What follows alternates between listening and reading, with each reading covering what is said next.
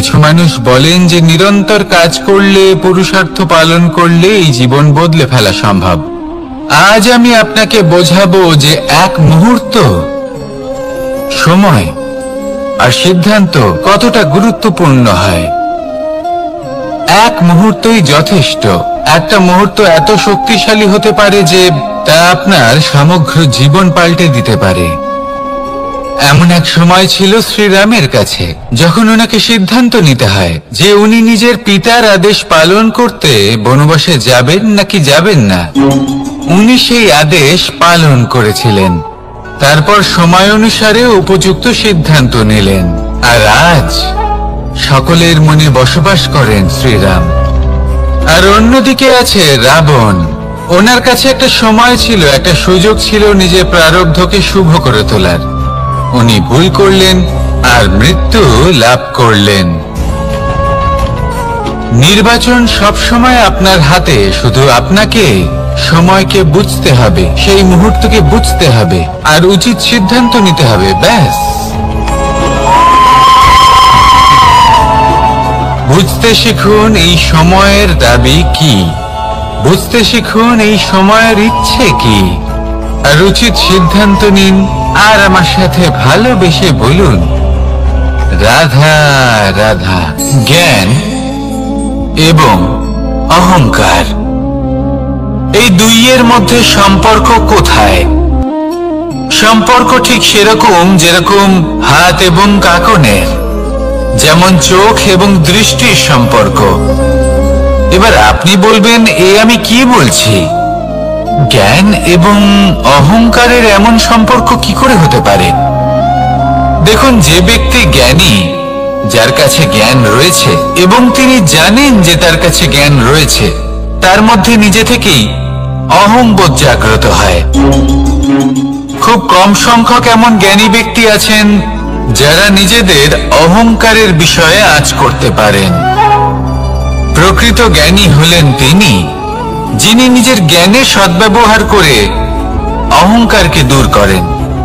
উচিত সময় বুঝে যান, নিজের অন্তর যাচাই করে এই বিষয়টা দেখেন যে তার অন্তরে অহংবোধ জাগ্রত হচ্ছে এবং নিজেকে সেখানেই থামিয়ে দেন, যাতে অহংকারের পথে তিনি অগ্রসর না হয়ে যান।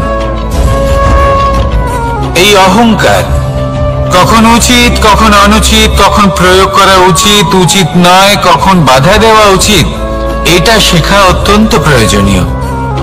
আর যদি এটা আপনি শিখতে পারেন, তাহলে আপনি একজন জ্ঞানীও হয়ে উঠবেন এবং সুখীও থাকবেন। তাই মনে রাখবেন, এই জ্ঞান নিয়ে কখনোই অহংকার করবেন না, বরং সবসময় নিজের অহংবোধের বিষয়ে প্রকৃত ধারণা রাখবেন। আসুন আমার সাথে ভালোবেসে বলুন, রাধা রাধা। আমাদের জীবনে 7 ধরনের সুখ আছে, আর সেগুলো লাভ করার জন্য আমরা অত্যন্ত প্রচেষ্টা করি। কিন্তু কোনো প্রচেষ্টা করার পূর্বে তা কিভাবে করব সেটা বোঝা খুব প্রয়োজন, আর সেখানেই আমরা ভুল করে থাকি। যে কাজটা আমাদের পরে করা উচিত, সেটাই আমরা আগে করে বসি। আপনাকে স্পষ্ট করে বোঝাই, প্রত্যেক সুখের সাথে 2টি ক্রিয়া জড়িত থাকে। এবার যখন আমরা ধনের কথা বলি, তখনও 2টি ক্রিয়া জুড়ে থাকে। প্রথম ক্রিয়া হলো ধন অর্জন করা, দ্বিতীয় ক্রিয়া হলো ধনের ব্যবহার করা। আর জীবনে ধনের ব্যবহার করার পূর্বে ধন কিভাবে অর্জন করতে হয় তা শেখা অত্যন্ত প্রয়োজনীয়। আমরা মন্দিরে যাই, ভগবানের আরাধনা করি, তার জন্য পুজো করি, ওনাকে প্রসন্ন করতে চাই, কিন্তু তার আগে ভগবানের ওপর আস্থা রাখা প্রয়োজনীয়। যদি আপনার অটল বিশ্বাস থাকে, তবেই আপনি প্রকৃত ভক্ত হয়ে উঠতে পারবেন। এবার যদি আপনি বক্তা হয়ে থাকেন, শ্রেষ্ঠ বক্তা হতে চান, এই সংসারের সামনে নিজের বক্তব্য রাখতে চান, তাহলে কথা বলার পূর্বে কথা শুনতে শিখুন। তবেই আপনি একজন শ্রেষ্ঠ বক্তা হয়ে উঠতে পারবেন। জীবনে সম্পর্ক স্থাপন করার আগে সম্পর্ক বজায় রাখতে শিখুন। তবেই আপনি একজন প্রকৃত সাথী হয়ে উঠবেন। জীবনে পরাজয় মানার পূর্বে বিজয়ী হওয়ার চেষ্টা কিভাবে করতে হয় সেটা শিখুন। তবেই আপনি একজন নিপুণ ব্যক্তি হয়ে উঠবেন। অন্তিম এবং সবথেকে গুরুত্বপূর্ণ কথা, জীবনে ভালোবাসা লাভ করার পূর্বে ভালোবাসা প্রদান করতে শিখুন। তবেই আপনি একজন প্রকৃত প্রেমী হয়ে উঠবেন। আসুন আমার সাথে ভালোবেসে বলুন, রাধা রাধা। এই সংসারের সবথেকে বড় যুদ্ধ কোনটা? দেবাসুরের যুদ্ধ যা অনেক বছর ধরে চলেছিল, নাকি রাম রাবণের যুদ্ধ, নাকি মহাভারত? না, সংসারের সবথেকে বড় যুদ্ধ হলো সেইটা যা নিজের সাথে লড়া হয়, নিজের মনের সাথে লড়া হয়, নিজের অন্তরের সাথে লড়া হয়। এটাই সবথেকে বড় যুদ্ধ। এবার নিজেই দেখুন আপনার সবথেকে বড় শত্রুকে। আপনার স্বার্থ, আপনার কামনাগুলি, আপনার অহংকারগুলি, যা আপনাকেই নষ্ট করে দেয়। যদি এদের ওপর আপনি বিজয় লাভ করতে পারেন, তাহলে ধরে নিন এই সংসারে সবার উপরে আপনি বিজয় লাভ করতে পারবেন। এই সংসারে কেউ আপনাকে পরাজিত করতে পারবে না। কিন্তু তার জন্য প্রয়োজন অনুভূতির। অনুভূতি ভালোবাসার, অনুভূতি অনুপ্রেরণার। যে ব্যক্তি ভালোবাসতে পারেন এবং প্রেরণা দিতে পারেন, তিনি চিরকাল জয় লাভ করতে পারেন। নিজের কাছে ভালোবাসার এক অস্ত্র রাখুন আর প্রেরণার এক ঢাল। জীবনে কেউ আপনাকে পরাজিত করতে পারবে না। আসুন আর আমার সাথে ভালোবেসে বলুন, রাধা রাধা। সৌন্দর্য। মানুষ নিজের সৌন্দর্যের বিষয়ে কতটা ভাবে, চায় যে সে সব থেকে বেশি রূপবান হবে, সব থেকে বেশি সুন্দর হবে। কিন্তু সৌন্দর্যের পরিভাষা কি তা কি সে জানে? কোনো মাকে জিজ্ঞেস করুন, ওনার জন্য সৌন্দর্যের পরিভাষা ওনার সন্তান। কোনো ভক্তকে জিজ্ঞেস করুন, ওনার জন্য সৌন্দর্যের পরিভাষা ওনার ভগবান। শ্রীরামকে জিজ্ঞেস করুন, ওনার জন্য সৌন্দর্যের পরিভাষা হল হনুমান। ভাঙা হানু, ফুলে যাওয়া মুখ, দেখতে গেলে উনি বানর, লম্বা লেজ, এত নিরীহ যে ওনাকে অমূল্য মালা দিলে সেটা ছিঁড়ে তার ভেতরে শ্রীরামকে খুঁজছিলেন। কিন্তু ওনার ভাবনা কত সুন্দর। উনি এটা বিশ্বাস করেন যে সংসারের যতই মূল্যবান জিনিস দিয়ে এই মালা তৈরি করা হোক না কেন, যদি এর মধ্যে শ্রীরাম না থাকেন, তাহলে এর মধ্যে কোনো অর্থ নেই। সৌন্দর্য রূপে নয়, ভাবনায় নিহিত থাকে। যদি আপনি সৌন্দর্য প্রাপ্ত করতে চান, তাহলে তা কর্মে নিয়ে আসুন, ভাবনায় এবং বিচারে নিয়ে আসুন। এই সৌন্দর্য আপনার সাথেই থাকবে। যদি আপনি সৌন্দর্যকে রূপের মধ্যে খোঁজেন, তাহলে কিছুক্ষণের জন্য পাবেন। সেই সৌন্দর্য সময়ের সাথে হারিয়ে যাবে। সৌন্দর্য যদি পেতে চান, খুঁজতেই চান, তাহলে হৃদয় খুঁজুন, কর্মে খুঁজুন। মন প্রসন্ন হয়ে বলবে, রাধা রাধা। এই সংসারে মানুষ জন্মগ্রহণ করেন, বড় হতে থাকেন, পুরুষার্থ লাভ করেন, অর্জন করেন। অর্জন করা আসলে কি? বেশিরভাগ মানুষ বলেন অর্জন করা অর্থাৎ ধন সম্পত্তি অর্জন করা। আর কি অর্জন করা যায়? আর কি লাভ করা যায়?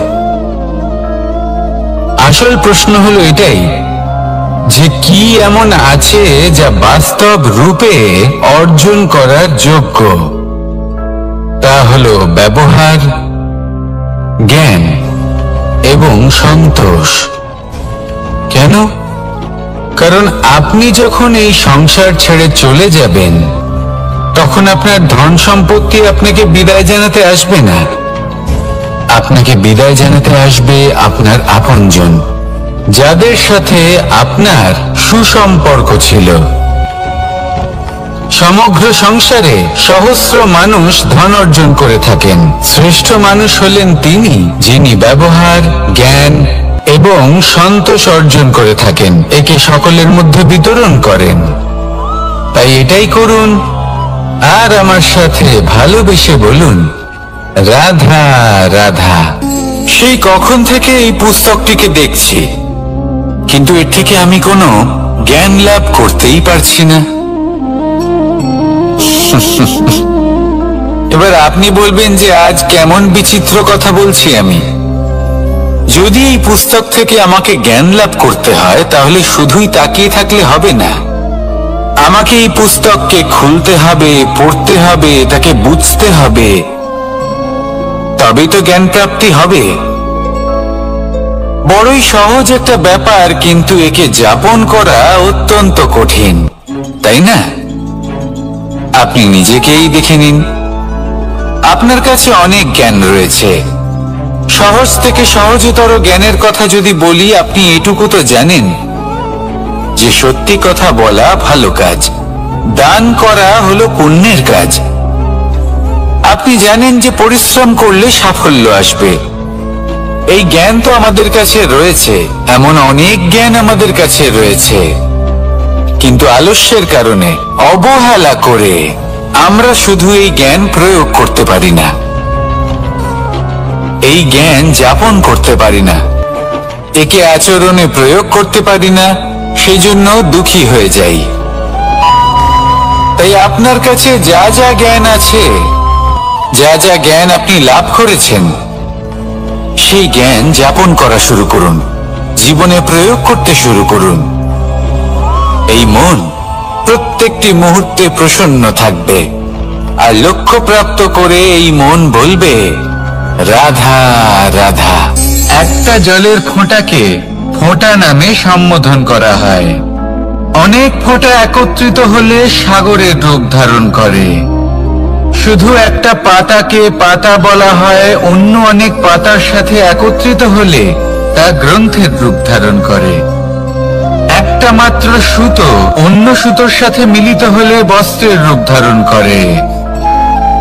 অনেক সংখ্যক ইট একত্রিত হলে মহলের রূপ ধারণ করে। সৈন্যরা একত্রিত হলে সৈন্যদল তৈরি হতে পারে। এটা হলো শক্তি সংগঠনের, এটাই হলো শক্তি একতার। তা সে বনস্পতি হোক বা কোনো ব্যক্তি হোক, কোনো মনোভাবই হোক, যদি একা থাকে তাহলে দুর্বল হয়ে পড়বে। যদি সংগঠিত থাকে তাহলে শক্তিও বাড়বে আর আপনাকে সামনে এগিয়েও নিয়ে যাবে। তাই এই একতায় বিশ্বাস রাখুন আর আমার সাথে ভালোবেসে বলুন, রাধা রাধা।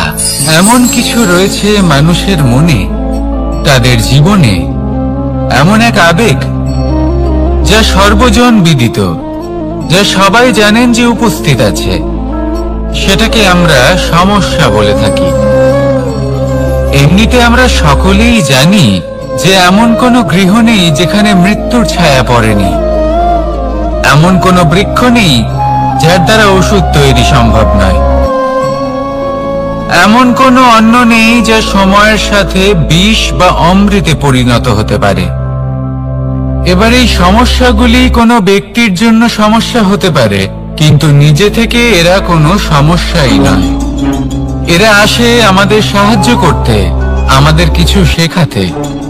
আপনি নিজেই দেখুন, পর্বতের শিখর থেকে কোনো এক পাখি পড়ে গিয়ে নিজের প্রাণ ত্যাগ করলো। সেটা কখন সম্ভব?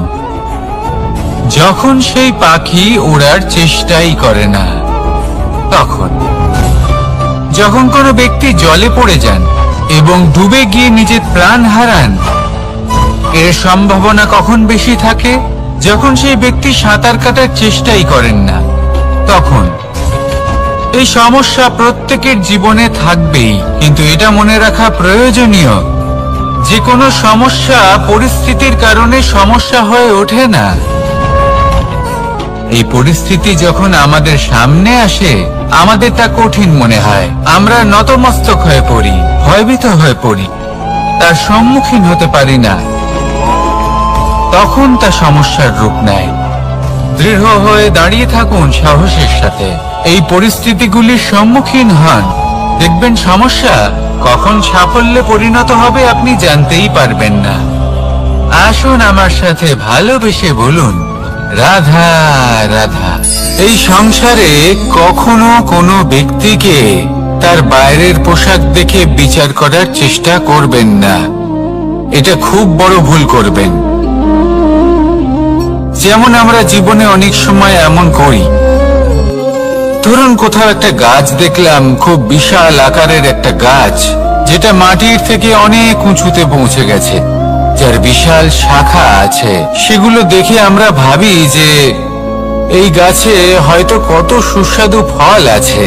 আমরা সেই গাছের পরিচর্যা করতে থাকি। আবার অন্যদিকে হলো একটি তৃণ, যেটা মাটি থেকে কিছুটা উঁচুতে পৌঁছেছে, কিন্তু সেই তৃণর নিচে, মাটির নিচে অত্যন্ত সুস্বাদু ফল বা সবজি জন্ম নেয়, যা আমাদের স্বাস্থ্যের পক্ষে অত্যন্ত উপকারী। সেই জন্য কখনো আবরণ দেখে কাউকে বিচার করতে চেষ্টা করবেন না। তার বদলে এটা বোঝার চেষ্টা করুন যে আপনার সামনে যে ব্যক্তি আছে বা বস্তু আছে, তার বিশেষত্ব কি। যদি এই বিশেষত্ব বোঝার ক্ষমতা আপনি অর্জন করেন, যদি এই শিল্প আপনি নিজের ভেতরে জাগ্রত করেন, তাহলে এই সংসারে বিশেষত্ব কি সেটা আপনি জানতে পারবেন। আর এই সমস্ত খেলা দৃষ্টি থেকে নয়, দৃষ্টিভঙ্গি থেকে জন্ম নেয়। দৃষ্টিভঙ্গি সবসময় শুভ রাখুন, আর আমার সাথে ভালোবেসে বলুন, রাধা রাধা। যখন মানুষের মৃত্যু হয় তখন কি হয়? অনেক সংখ্যক মানুষ শোক পালন করতে চলে আসেন। যে ব্যক্তি মৃত্যু লাভ করেছেন তার অনেক বস্তু থাকে যেগুলো তার প্রিয়, যেগুলো তিনি ব্যবহার করেছেন। তার শয্যা, তার বস্ত্র, তার আভূষণ সবকিছু তার থেকে বিচ্ছিন্ন করা হয় এবং খালি হাতে তাকে শ্মশানের উদ্দেশ্যে রওনা করা হয়। আমি আপনাকে এই প্রশ্ন করতে চাই, আপনি এই সংসারে কি অর্জন করেছেন? ধন সম্পত্তি, বস্ত্র, আভূষণ, এই সবকিছু যে আপনি অর্জন করেছেন, আপনার মৃত্যুর পরে তা আপনার থেকে দূর হয়ে যাবে। এর উত্তর হলো একটাই, আপনার কর্ম। শুধু সেটাই আছে যে একান্ত আপনার, আর শুধু সেটাই এই সংসার থেকে চলে যাওয়ার পরেও সংসারেই জীবিত থাকবে। যদি আপনি দুষ্কর্ম করেন, তাহলে এই সংসার আপনাকে একটি অনুচিত উদাহরণ হিসেবে মনে রাখবে যে এই ব্যক্তি খুব পাপী ছিল, অনুচিত কর্ম করতেন। যে পথে তিনি চলেছেন সেই পথে কারোর চলা উচিত নয়। সেখানেই যদি আপনি সৎকর্ম করেন, তাহলে সংসার চিরকাল এটাই বলবে যে খুব ভালো মানুষ ছিলেন, সবাইকে ভালোবাসতেন, সবাইকে সাহায্য করতেন, আমার খুব প্রিয় মানুষ ছিলেন। এটাই হলো শ্রেষ্ঠ কর্ম।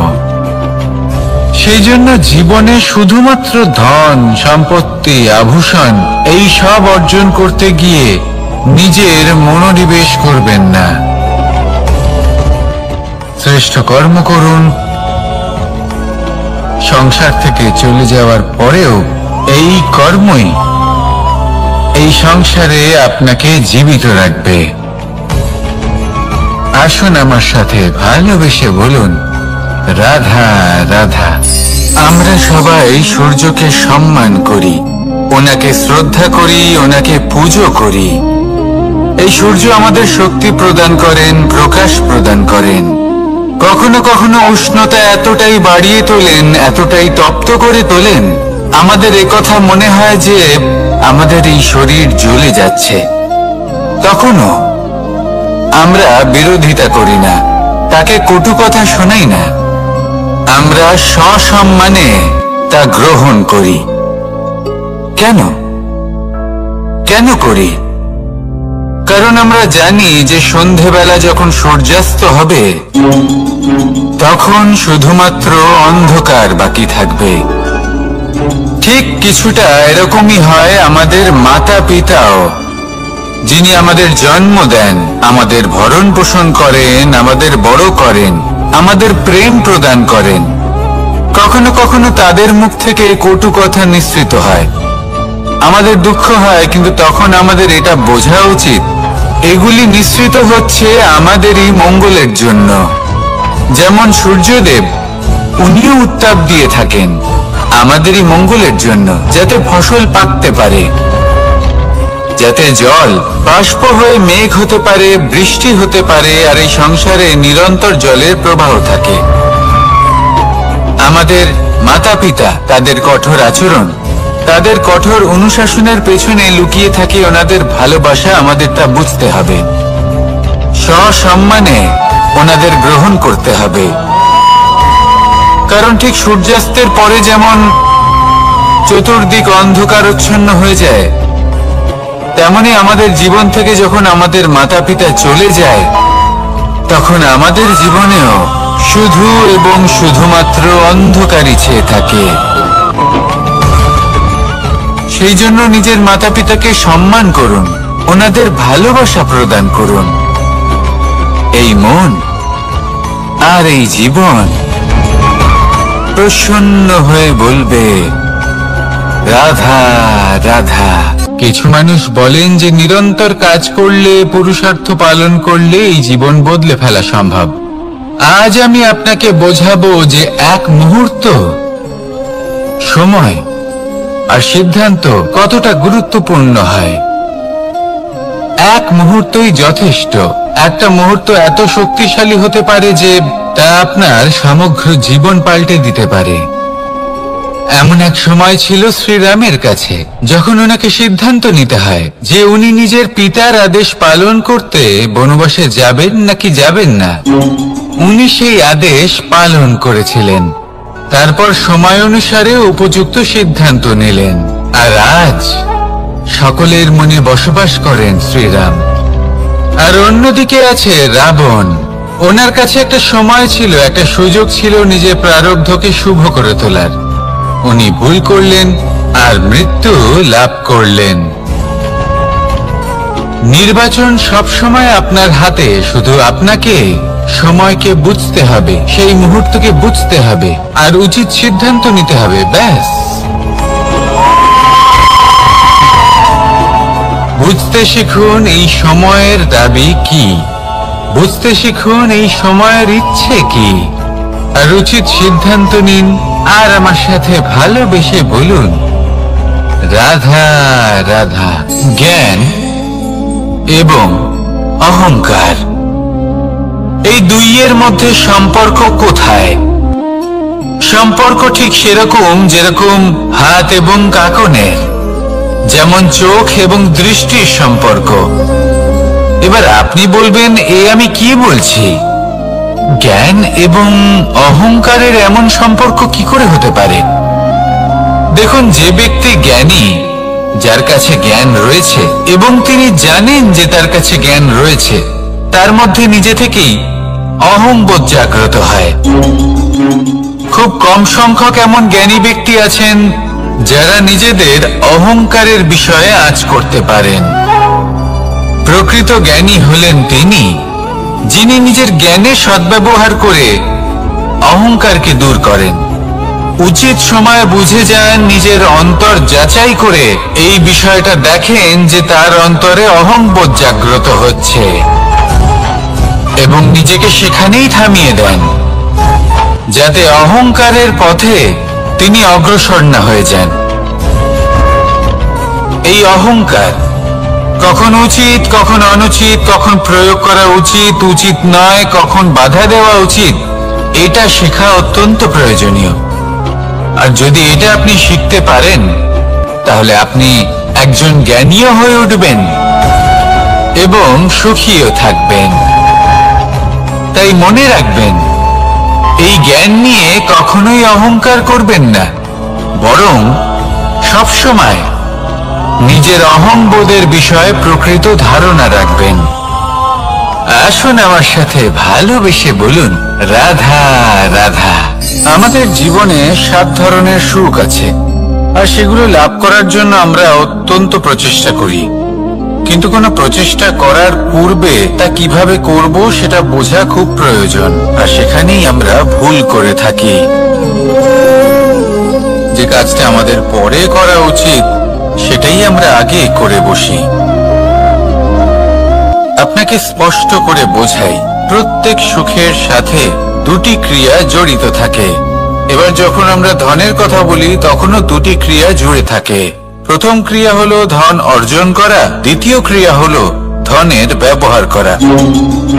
আর জীবনে ধনের ব্যবহার করার পূর্বে ধন কিভাবে অর্জন করতে হয় তা শেখা অত্যন্ত প্রয়োজনীয়।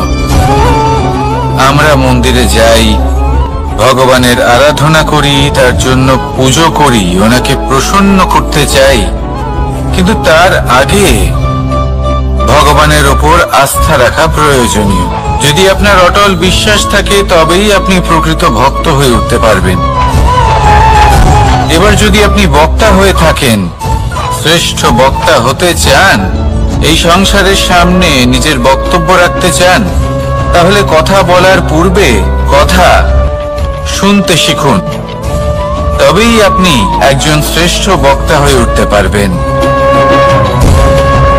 জীবনে সম্পর্ক স্থাপন করার আগে সম্পর্ক বজায় রাখতে শিখুন,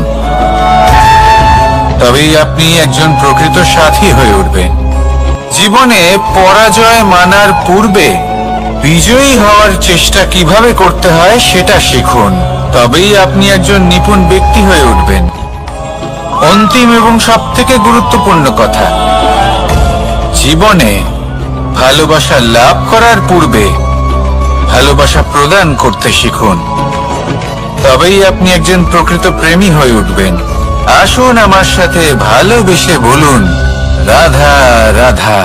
এই সংসারের সবথেকে বড় যুদ্ধ কোনটা? দেবাসুরের যুদ্ধ যা অনেক বছর ধরে চলেছিল, নাকি রাম রাবণের যুদ্ধ, নাকি মহাভারত? না, সংসারের সবথেকে বড় যুদ্ধ হলো সেইটা যা নিজের সাথে লড়া হয়, নিজের মনের সাথে লড়া হয়, নিজের অন্তরের সাথে লড়া হয়। এটাই সবথেকে বড় যুদ্ধ। এবার নিজেই দেখুন আপনার সবথেকে বড় শত্রুকে। আপনার স্বার্থ, আপনার কামনাগুলি, আপনার অহংকারগুলি, যা আপনাকেই নষ্ট করে দেয়। যদি এদের ওপর আপনি বিজয় লাভ করতে পারেন, তাহলে ধরে নিন এই সংসারে সবার উপরে আপনি বিজয় লাভ করতে পারবেন। এই সংসারে কেউ আপনাকে পরাজিত করতে পারবে না, কিন্তু তার জন্য প্রয়োজন অনুভূতির। অনুভূতি ভালোবাসার, অনুভূতি অনুপ্রেরণার। যে ব্যক্তি ভালোবাসতে পারেন এবং প্রেরণা দিতে পারেন, তিনি চিরকাল জয় লাভ করতে পারেন। নিজের কাছে ভালোবাসার এক অস্ত্র রাখুন আর প্রেরণার এক ঢাল। জীবনে কেউ আপনাকে পরাজিত করতে পারবে না। আসুন আর আমার সাথে ভালোবেসে বলুন, রাধা রাধা। সৌন্দর্য। মানুষ নিজের সৌন্দর্যের বিষয়ে কতটা ভাবে, চায় যে সে সব থেকে বেশি রূপবান হবে, সব থেকে বেশি সুন্দর হবে, কিন্তু সৌন্দর্যের পরিভাষা কি তা কি সে জানে? কোন মাকে জিজ্ঞেস করুন, ওনার জন্য সৌন্দর্যের পরিভাষা ওনার সন্তান। কোন ভক্তকে জিজ্ঞেস করুন, ওনার জন্য সৌন্দর্যের পরিভাষা ওনার ভগবান। শ্রীরামকে জিজ্ঞেস করুন, ওনার জন্য সৌন্দর্যের পরিভাষা হল হনুমান। ভাঙা হানু, ফুলে যাওয়া মুখ, দেখতে গেলে উনি বানর, লম্বা লেজ, এত নিরীহ যে ওনাকে অমূল্য মালা দিলে সেটা ছিঁড়ে তার ভেতরে শ্রীরামকে খুঁজছিলেন। কিন্তু ওনার ভাবনা কত সুন্দর। উনি এটা বিশ্বাস করেন যে সংসারের যতই মূল্যবান জিনিস দিয়ে এই মালা তৈরি করা হোক না কেন, যদি এর মধ্যে শ্রীরাম না থাকেন তাহলে এর মধ্যে কোনো অর্থ নেই। সৌন্দর্য রূপে নয়, ভাবনায় নিহিত থাকে। যদি আপনি সৌন্দর্য প্রাপ্ত করতে চান তাহলে তা কর্মে নিয়ে আসুন, ভাবনায় এবং বিচারে নিয়ে আসুন। এই সৌন্দর্য আপনার সাথেই থাকবে। যদি আপনি সৌন্দর্যকে রূপের মধ্যে খোঁজেন তাহলে কিছুক্ষণের জন্য পাবেন, সেই সৌন্দর্য সময়ের সাথে হারিয়ে যাবে। সৌন্দর্য যদি পেতে চান, খুঁজতেই চান, তাহলে হৃদয় খুঁজুন, কর্মে খুঁজুন। মন প্রসন্ন হয়ে বলবে রাধা রাধা। এই সংসারে মানুষ জন্মগ্রহণ করেন, বড় হতে থাকেন, পুরুষার্থ লাভ করেন, অর্জন করেন। অর্জন করা আসলে কি? বেশিরভাগ মানুষ বলেন অর্জন করা অর্থাৎ ধন সম্পত্তি অর্জন করা। আর কি অর্জন করা যায়? আর কি লাভ করা যায়? আসল প্রশ্ন হলো এটাই যে কি এমন আছে যা বাস্তব রূপে অর্জন করার যোগ্য। তা হলো ব্যবহার, জ্ঞান এবং সন্তোষ। কেন? কারণ আপনি যখন এই সংসার ছেড়ে চলে যাবেন তখন আপনার ধন সম্পত্তি আপনাকে বিদায় জানাতে আসবে না। আপনাকে বিদায় জানাতে আসবে আপনার আপনজন, যাদের সাথে আপনার সুসম্পর্ক ছিল। সমগ্র সংসারে সহস্র মানুষ ধন অর্জন করে থাকেন। শ্রেষ্ঠ মানুষ হলেন তিনি যিনি ব্যবহার, জ্ঞান এবং সন্তোষ অর্জন করে থাকেন, একে সকলের মধ্যে বিতরণ করেন। তাই এটাই করুন আর আমার সাথে ভালোবেসে বলুন রাধা রাধা। সেই কখন থেকে এই পুস্তকটিকে দেখছি, কিন্তু এর থেকে আমি কোনো জ্ঞান লাভ করতেই পারছি না। এবার আপনি বলবেন যে আজ কেমন বিচিত্র কথা বলছি আমি। যদি এই পুস্তক থেকে আমাকে জ্ঞান লাভ করতে হয় তাহলে শুধুই তাকিয়ে থাকলে হবে না।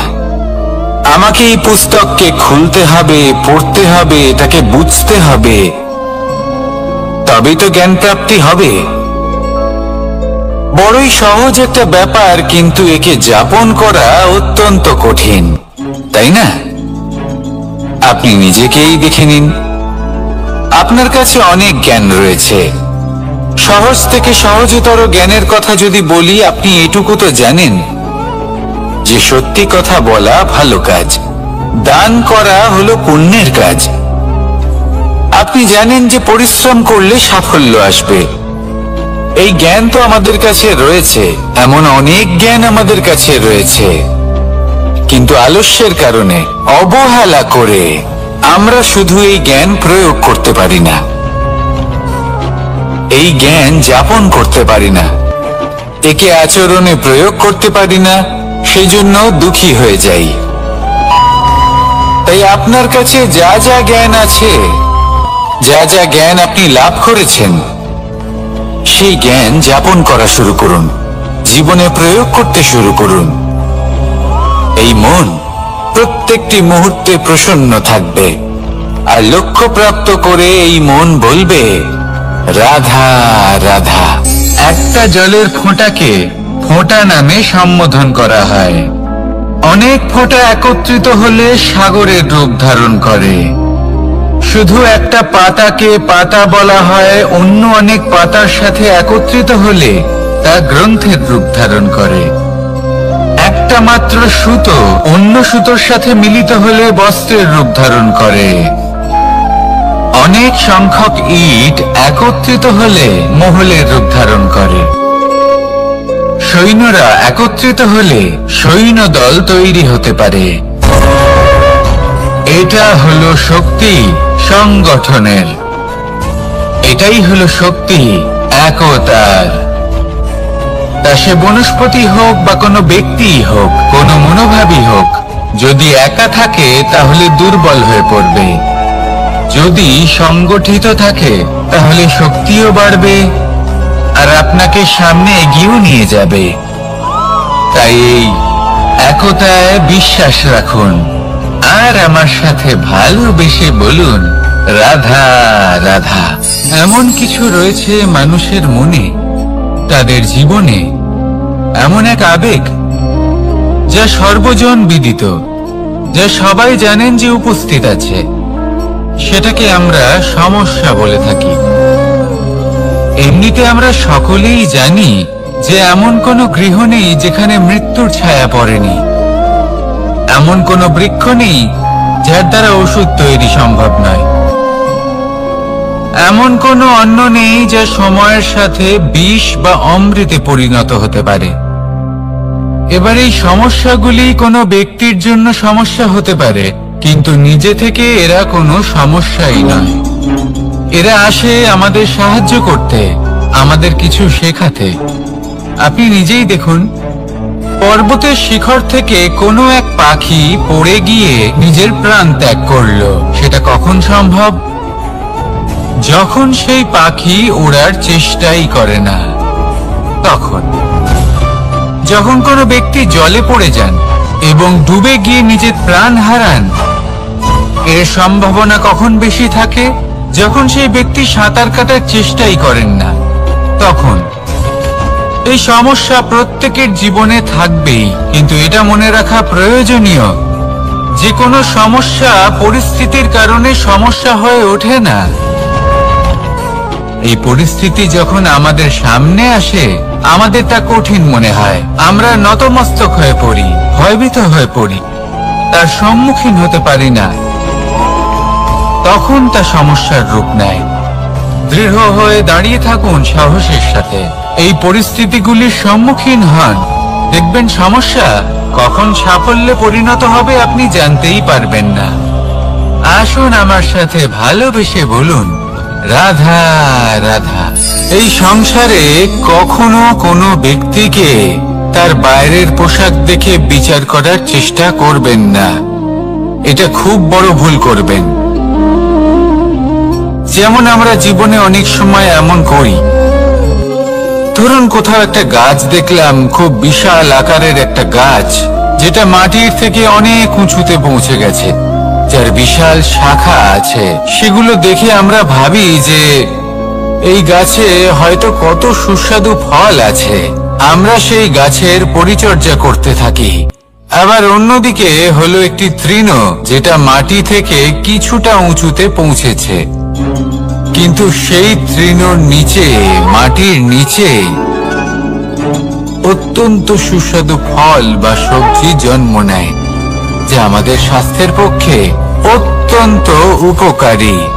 সেই জন্য কখনো আবরণ দেখে কাউকে বিচার করতে চেষ্টা করবেন না। তার বদলে এটা বোঝার চেষ্টা করুন যে আপনার সামনে যে ব্যক্তি আছে বা বস্তু আছে, তার বিশেষত্ব কি।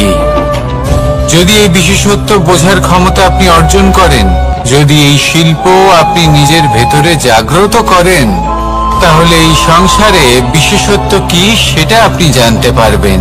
আর এই সমস্ত খেলা দৃষ্টি থেকে নয়, দৃষ্টিভঙ্গি থেকে জন্ম নেয়। দৃষ্টিভঙ্গি সবসময় শুভ রাখুন আর আমার সাথে ভালোবেসে বলুন রাধা রাধা। যখন মানুষের মৃত্যু হয় তখন কি হয়? অনেক সংখ্যক মানুষ শোক পালন করতে চলে আসেন। যে ব্যক্তি মৃত্যু লাভ করেছেন তার অনেক বস্তু থাকে যেগুলো তার প্রিয়, যেগুলো তিনি ব্যবহার করেছেন, তার শয্যা, তার বস্ত্র, তার আভূষণ, সবকিছু তার থেকে বিচ্ছিন্ন করা হয় এবং খালি হাতে তাকে শ্মশানের উদ্দেশ্যে রওনা করা হয়। আমি আপনাকে এই প্রশ্ন করতে চাই, আপনি এই সংসারে কি অর্জন করেছেন? ধন সম্পত্তি, বস্ত্র, আভূষণ, এই সব কিছু যে আপনি অর্জন করেছেন, আপনার মৃত্যুর পরে তা আপনার থেকে দূর হয়ে যাবে। এর উত্তর হলো একটাই, আপনার কর্ম। শুধু সেটাই আছে যে একান্ত আপনার, আর শুধু সেটাই এই সংসার থেকে চলে যাওয়ার পরেও সংসারেই জীবিত থাকবে। দুষ্কর্ম করেন, তাহলে এই সংসার আপনাকে একটি অনুচিত উদাহরণ হিসেবে মনে রাখবে যে এই ব্যক্তি খুব পাপী ছিল, অনুচিত কর্ম করতেন। যে পথে তিনি চলেছেন সেই পথে কারোর চলা উচিত নয়। সেখানেই যদি আপনি সৎকর্ম করেন, তাহলে সংসার চিরকাল এটাই বলবে যে খুব ভালো মানুষ ছিলেন, সবাইকে ভালোবাসতেন, সবাইকে সাহায্য করতেন, আমার খুব প্রিয় মানুষ ছিলেন। এটাই হলো শ্রেষ্ঠ কর্ম। সেই জন্য জীবনে শুধুমাত্র ধন সম্পত্তি আভূষণ এই সব অর্জন করতে গিয়ে নিজের মনোনিবেশ করবেন না। কেউ বলে জীবন খুব ক্ষণস্থায়ী, কেউ বলে জীবন হলো একটা সুন্দর স্বপ্নের মতো, আবার কেউ বলবে জীবন হলো এক কঠোর সত্য। কিন্তু জীবন আসলে কি? জীবন হলো আপনারই প্রতিবিম্ব, একটা দর্পণ। অর্থাৎ আপনি জীবনকে সেইভাবেই পাবেন যেরকম আপনি নিজেকে প্রতিপন্ন করবেন।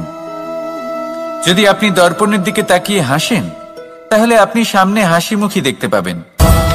এবার যদি আপনি গম্ভীর হয়ে থাকেন, তাহলে আপনি একজন রুষ্ট ব্যক্তি দেখতে পাবেন।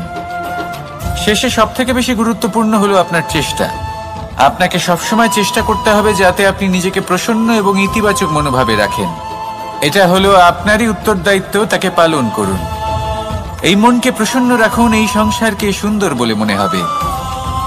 আর এই মন প্রসন্ন হয়ে বলবে, রাধা রাধা।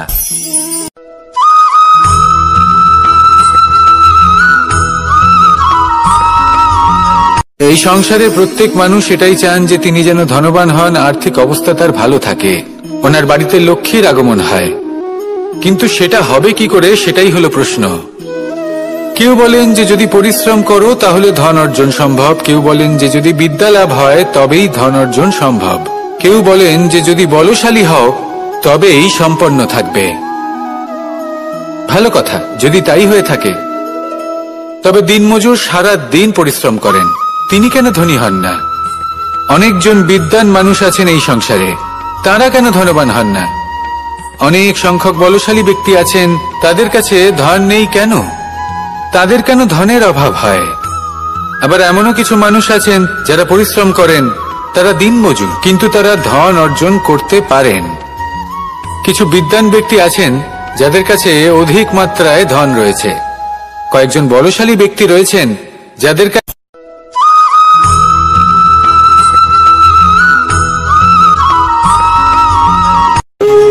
যখন মানুষের মৃত্যু হয় তখন কি হয়? অনেক সংখ্যক মানুষ শোক পালন করতে চলে আসেন। যে ব্যক্তি মৃত্যু লাভ করেছেন তার অনেক বস্তু থাকে যেগুলো তার প্রিয়, যেগুলো তিনি ব্যবহার করেছেন, তার শয্যা, তার বস্ত্র, তার আভূষণ, সবকিছু তার থেকে বিচ্ছিন্ন করা হয় এবং খালি হাতে তাকে শ্মশানের উদ্দেশ্যে রওনা করা হয়। আমি আপনাকে এই প্রশ্ন করতে চাই, আপনি এই সংসারে কি অর্জন করেছেন? ধন সম্পত্তি, বস্ত্র, আভূষণ, এই সবকিছু যে আপনি অর্জন করেছেন, আপনার মৃত্যুর পরে তা আপনার থেকে দূর হয়ে যাবে। এর উত্তর হলো একটাই, আপনার কর্ম। শুধু সেটাই আছে যা একান্ত আপনার, আর শুধু সেটাই এই সংসার থেকে চলে যাওয়ার পরেও সংসারেই জীবিত থাকবে। যদি আপনি দুষ্কর্ম করেন, তাহলে এই সংসার আপনাকে একটি অনুচিত উদাহরণ হিসেবে মনে রাখবে যে এই ব্যক্তি খুব পাপী ছিল, অনুচিত কর্ম করতেন। যে পথে তিনি চলেছেন সেই পথে কারোর চলা উচিত নয়। সেখানেই যদি আপনি সৎকর্ম করেন, তাহলে সংসার চিরকাল এটাই বলবে যে খুব ভালো মানুষ ছিলেন, সবাইকে ভালোবাসতেন, সবাইকে সাহায্য করতেন, আমার খুব প্রিয় মানুষ ছিলেন। এটাই হলো শ্রেষ্ঠ কর্ম। সেই জন্য জীবনে শুধুমাত্র ধন সম্পত্তি আভূষণ এই সব অর্জন করতে গিয়ে নিজের মনোনিবেশ করবেন না। শ্রেষ্ঠ কর্ম করুন। সংসার থেকে চলে যাওয়ার পরেও এই কর্মই এই সংসারে আপনাকে জীবিত রাখবে। আসুন আমার সাথে ভালোবেসে বলুন, রাধা রাধা।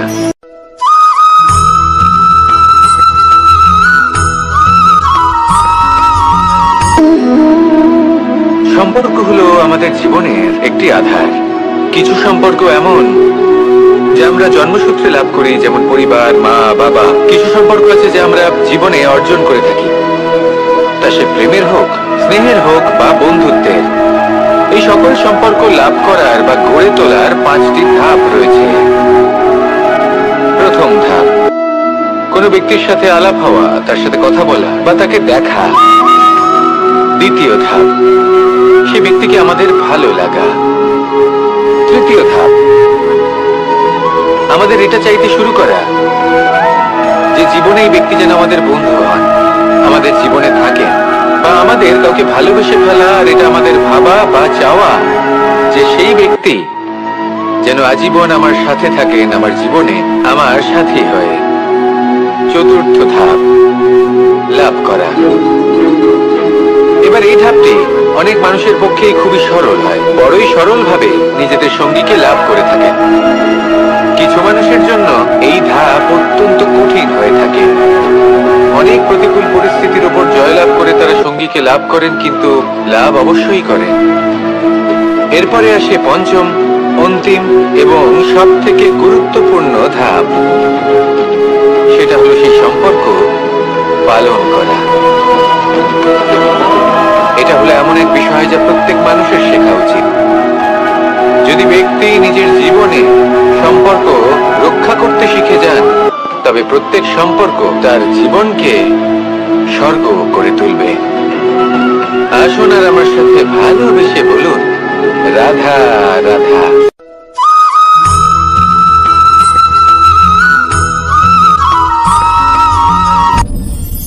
আপনি কি কখনো কোনো জলের ধারা দেখেছেন? তার সামনে যতই মাটি থাকুক না কেন, যতই কাদা থাকুক না কেন, যখন এই জলের ধারা বইতে আরম্ভ করে দেয়, তাহলে নিজের মনের, নিজের ভাবনার, নিজের জীবনের যত অনাবশ্যক তত্ত্ব আছে, অনুপযোগী অংশ রয়েছে, অর্থাৎ অপরিষ্কার অংশ রয়েছে, তা নিজে থেকেই নির্মল হয়ে উঠবে।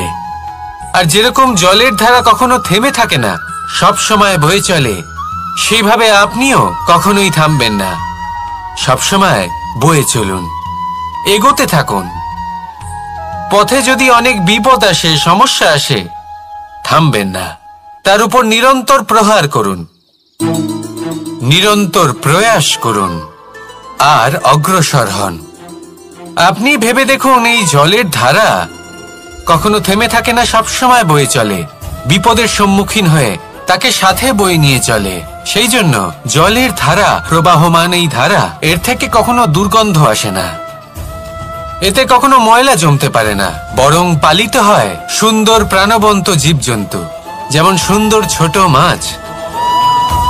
তাই আপনিও এটাই করুন, কখনো থামবেন না, শুধু চলতে থাকুন, জলের ধারার মতো বইতে থাকুন। আপনি আপনার লক্ষ্য অবশ্যই খুঁজে পাবেন, আর তার সাথে নিজের অন্তরের যে মালিন্য রয়েছে তা আপনি নিজেই নিজের থেকে দূরে করে দেবেন। তাহলে আসুন আর আমার সাথে ভালোবেসে বলুন, রাধা রাধা।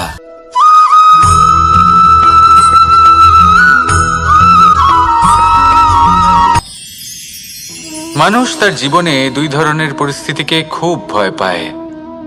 এক, কোনো কারণবশত কারোর সামনে নত হওয়া। দুই, কোনো কারণে নিজের চরিত্র থেকে, নিজের মূল্যবোধ থেকে বিচ্যুত হওয়া। এবার কেন হয় এরকম যে কথায় কথায় কারোর সামনে নত হতে হয়?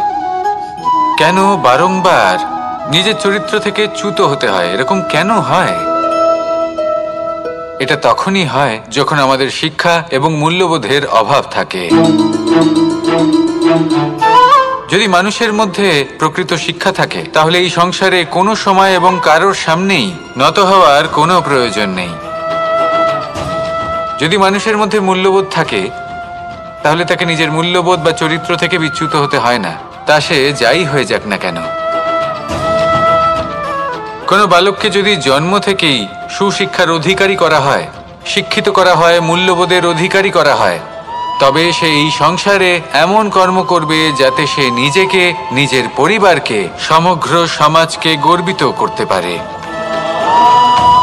শিক্ষা লাভ করুন, মূল্যবোধ লাভ করুন, এবং আমার সাথে ভালোবেসে বলুন, রাধা রাধা।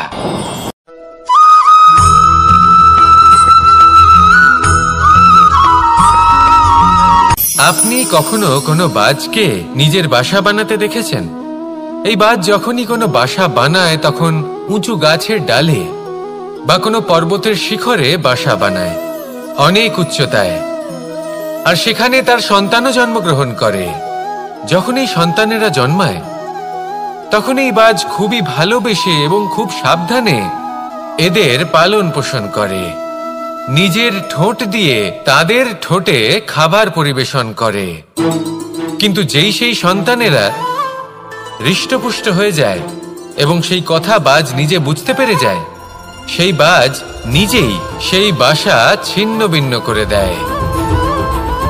সেই সন্তান যাদের সবেমাত্র ডানা গজিয়েছে, কিভাবে উড়তে হয় তারা জানে না, সেই সন্তানগুলিকে উচ্চতা থেকে ঠেলে দেয়। সেই সন্তান প্রথমে ভয়ভীত হয়ে যায়। তারা সামনে মৃত্যুকে দেখতে পেয়ে ভয়ের কারণে তাদের ডানা ঝাপটাতে থাকে, আর সেই প্রক্রিয়াতেই সেই সন্তানগুলি উড়তে শুরু করে দেয়। এবার এই ঘটনায় আমরা কি শিক্ষা পেতে পারি? এটাই, যদি আপনি মাতা পিতা হন তাহলে নিজের সন্তানকে অবশ্যই স্নেহ করুন, কিন্তু তাদেরকে নিজের আঁচলের তলায় বেঁধে রাখবেন না। যদি আপনি চান আপনার সন্তান জীবনে উন্নতি করুক, তাহলে নিজের মুঠো থেকে তাদের স্বতন্ত্র করে দিন, এই সংসারে সংঘর্ষ করতে দিন। সেই সন্তান নিজেই বুঝতে পারবে যে জন্মের সময় পাওয়া ডানা কি করে ব্যবহার করতে হয়, আর আপনার চোখের সামনে আপনার সন্তান এই আকাশে উড়তে থাকবে। তাহলে আসুন আমার সাথে ভালোবেসে বলুন, রাধা রাধা।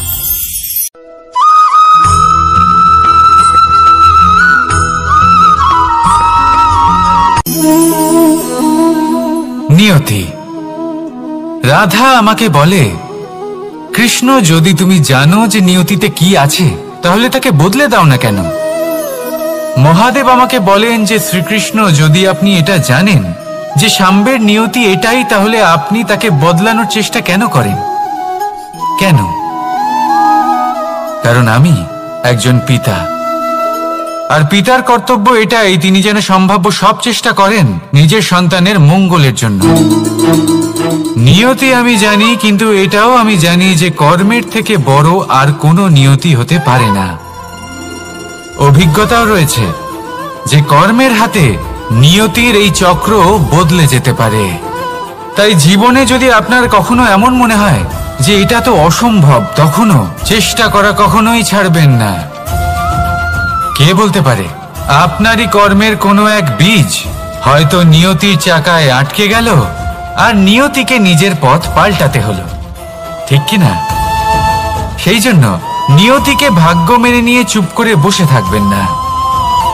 নিজের নিয়তি স্বয়ং নিজের কর্মের দ্বারা নির্ধারিত করুন, কারণ আপনার এই কর্মের ওপরেই আপনার অধিকার রয়েছে, আর এই অধিকারকে নিয়তি অনেক সময় সম্মানও করে। তাহলে আসুন আর আমার সাথে ভালোবেসে বলুন, রাধা রাধা।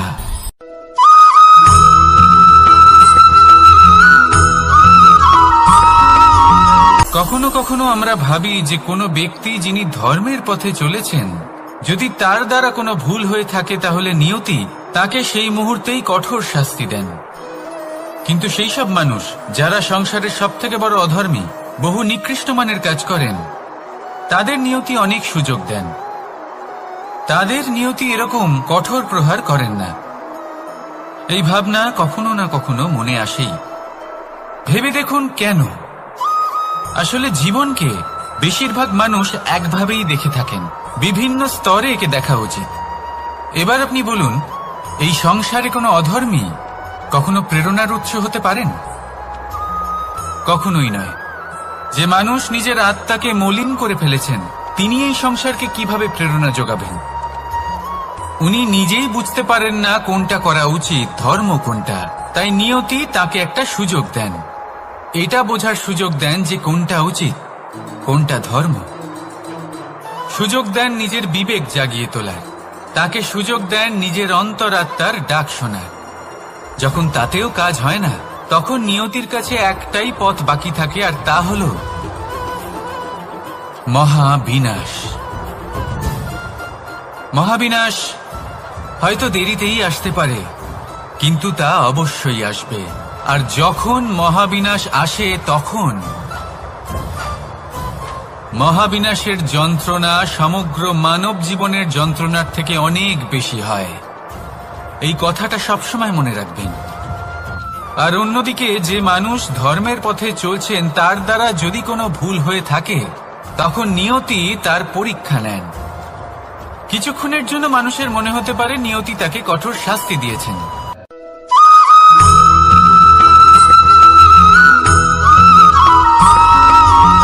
এই সংসারে কখনো কোনো ব্যক্তিকে তার বাইরের পোশাক দেখে বিচার করার চেষ্টা করবেন না। এটা খুব বড় ভুল করবেন। যেমন আমরা জীবনে অনেক সময় এমন করি, ধরুন কোথাও একটা গাছ দেখলাম, খুব বিশাল আকারের একটা গাছ, যেটা মাটির থেকে অনেক উঁচুতে পৌঁছে গেছে, যার বিশাল শাখা আছে। সেগুলো দেখে আমরা ভাবি যে এই গাছে হয়তো কত সুস্বাদু ফল আছে। আমরা সেই গাছের পরিচর্যা করতে থাকি। আবার অন্যদিকে হলো একটি তৃণ, যেটা মাটি থেকে কিছুটা উঁচুতে পৌঁছেছে, কিন্তু সেই তৃণর নিচে, মাটির নিচে অত্যন্ত সুস্বাদু ফল বা সবজি জন্ম নেয়, যা আমাদের স্বাস্থ্যের পক্ষে অত্যন্ত উপকারী। সেই জন্য কখনো আবরণ দেখে কাউকে বিচার করতে চেষ্টা করবেন না। তার বদলে এটা বোঝার চেষ্টা করুন যে আপনার সামনে যে ব্যক্তি আছে বা বস্তু আছে তার বিশেষত্ব কি। যদি এই বিশেষত্ব বোঝার ক্ষমতা আপনি অর্জন করেন, যদি এই শিল্প আপনি নিজের ভেতরে জাগ্রত করেন, তাহলে এই সংসারে বিশেষত্ব কি সেটা আপনি জানতে পারবেন। আর এই সমস্ত খেলা দৃষ্টি থেকে নয়, দৃষ্টিভঙ্গি থেকে জন্ম নেয়। দৃষ্টিভঙ্গি সবসময় শুভ রাখুন আর আমার সাথে ভালোবেসে বলুন, রাধা রাধা।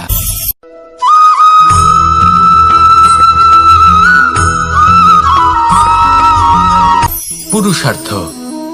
শাস্ত্রে 4 ধরনের পুরুষার্থের কথা বলা হয়েছে। প্রথম হলো ধর্ম। আপনি কি জানেন এই ধর্ম আসলে কি? আপনার কি মনে হয় ধর্ম আসলে কি? কোনো বিশেষ ঈশ্বরকে মানাই কি ধর্ম বলা হয়? নাকি কোনো বিশেষ রীতি পালন করাই হলো ধর্ম? নাকি কোনো বিশেষ সাহিত্যকে সর্বশ্রেষ্ঠ মনে করাই হলো ধর্ম? না, ধর্ম হলো সেটা যাকে ধারণ করা যেতে পারে। আর ধারণ শুধু সেটাই করা যায় যা পবিত্র। পবিত্র শুধু তাকেই বলা হয় যা নিঃস্বার্থ, যার মধ্যে শাসন করার কোনো ইচ্ছে নেই, যা সরলভাবেই প্রবাহমান, জল এবং বায়ুর মতো। যখন কোনো ব্যক্তি ধর্মকে ধারণ করেন এবং সেই ধর্ম সেই ব্যক্তিকে রক্ষা করে, তখন তাকে ধর্ম বলা হয়। ধর্ম যা রক্ষা করে অহংকার থেকে, খারাপ চিন্তার হাত থেকে। সেই জন্য পুরুষার্থ গড়ে তোলার আগে, ধর্ম পালন করার আগে ধর্মের প্রকৃত অর্থ কি সেটা বুঝে নিন। এটা জেনে রাখুন যে সমস্ত ধর্মের আধার, সমস্ত ধর্মের ভিত শুধুমাত্র ভালোবাসা। আসুন আর এই ভালোবাসার সাথেই বলুন, রাধা রাধা।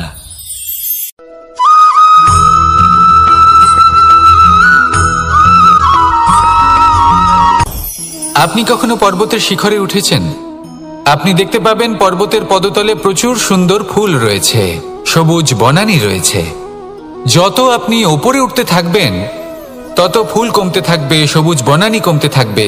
আরো কিছুটা ওপরে উঠলে কাঁটা জাতীয় গাছ দেখতে পাবেন, শুকনো গাছ দেখতে পাবেন। আরো যদি ওপরে ওঠেন তাহলে পাষাণ দেখতে পাবেন। আরো ওপরে উঠলে হিমখণ্ড দেখতে পাবেন। এই যে পর্বত, তা মনুষ্য জীবনের সবথেকে উত্তম উদাহরণ। মানুষ যখন সাফল্যের শিখরে পৌঁছতে চান, মহানুভবতার শিখরে পৌঁছতে চান, পথে যত আস্তে আস্তে উপরে উঠতে থাকেন, ততই ভৌতিক বস্তু তার থেকে বিচ্ছিন্ন হতে থাকে। যদি তিনি সেই ভৌতিক বস্তুগুলি ত্যাগ না করতে পারেন, তাহলে কখনোই সেই স্থানে পৌঁছতে পারবেন না। আর মানুষ যদি উচিত ত্যাগ করতে পারেন, পথে অগ্রসর হতে থাকেন, এগোতে থাকেন, তাহলে একদিন না একদিন তিনি মহানুভবতার, জ্ঞানের, সাফল্যের হিমের স্বাদ অবশ্যই লাভ করবেন। মনে রাখবেন, মানব জীবনে ত্যাগ হলো অত্যন্ত গুরুত্বপূর্ণ অংশ। আসুন আমার সাথে ভালোবেসে বলুন, রাধা রাধা।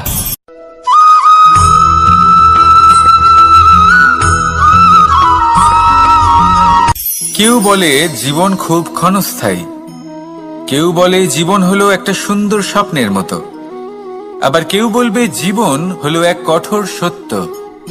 কিন্তু জীবন আসলে কি? জীবন হলো আপনারই প্রতিবিম্ব, একটা দর্পণ। অর্থাৎ আপনি জীবনকে সেইভাবেই পাবেন যেরকম আপনি নিজেকে প্রতিপন্ন করবেন। যদি আপনি দর্পণের দিকে তাকিয়ে হাসেন, তাহলে আপনি সামনে হাসি মুখী দেখতে পাবেন। এবার যদি আপনি গম্ভীর হয়ে থাকেন, তাহলে আপনি একজন রুষ্ট ব্যক্তি দেখতে পাবেন। শেষে সবথেকে বেশি গুরুত্বপূর্ণ হলো আপনার চেষ্টা। আপনাকে সবসময় চেষ্টা করতে হবে যাতে আপনি নিজেকে প্রসন্ন এবং ইতিবাচক মনোভাবে রাখেন।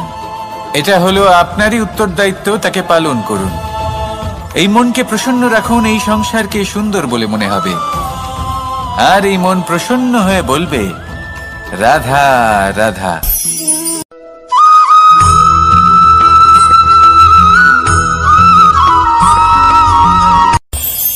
এই সংসারে আমরা প্রকাশ কোথা থেকে পাই?